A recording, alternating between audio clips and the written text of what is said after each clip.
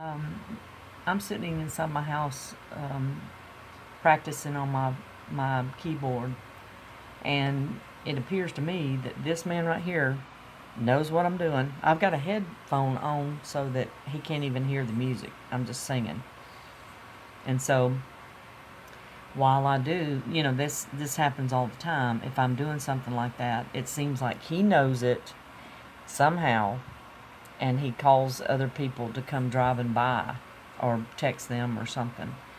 So I'm sitting inside the house practicing a song for church, and here comes Eric Main up the hill. He's got a very loud truck. I mean, it's ridiculously loud. And he's taking part in the harassment. Last night I showed you a video of Mason Cobb coming here that I had a no contact order with through juvenile probation, being less than 50 foot from my front door, 25 foot from my car, just being menacing. And so a couple of weeks ago, Mason was at Walmart on a Saturday night, and he waited on me outside the door in the fire lane. I called police. A couple of hours transpired. He kept circling the parking lot. Security saw it. They called the police. When the police got there, he drove off. Of course, he did not have a tag on his car. I chased him down a couple of days, like the day later, he got behind me and got his tag number. Once I noticed he was behind me and he turned off, I turned around, chased him down, and got his tag number. But security couldn't get a tag number. He didn't even have a tag on at Walmart.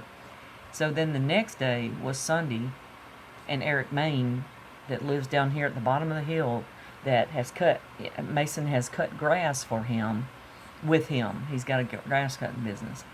The next day, Eric Main was at Walmart parked in the fire lane, and when I walked out, I didn't see him, and he turned on his car alarm. He wanted me to see him.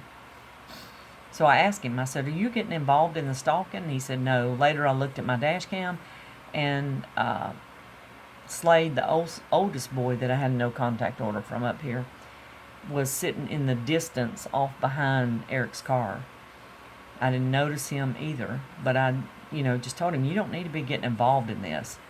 So last night, yesterday, I was sitting there practicing, and watch this. It's like Gilman calls these people when I'm doing things inside my house. It's almost like Gilman knows what I'm doing somehow. Listening device, camera, something. So here comes Eric Main while I'm practicing. This happens all the time. The minute I go to bed, he comes barreling up the hill. So last night when I came home, I came around the curve.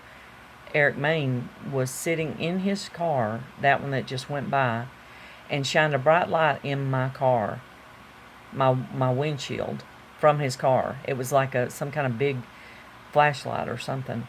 So I get home, and he's got a bright light, another one that he's put up here. So they're working together, it's obvious, to harass and stalk. It's almost like they're all doing drugs. I mean, I don't know that, but it appears they are because of their bizarre behavior.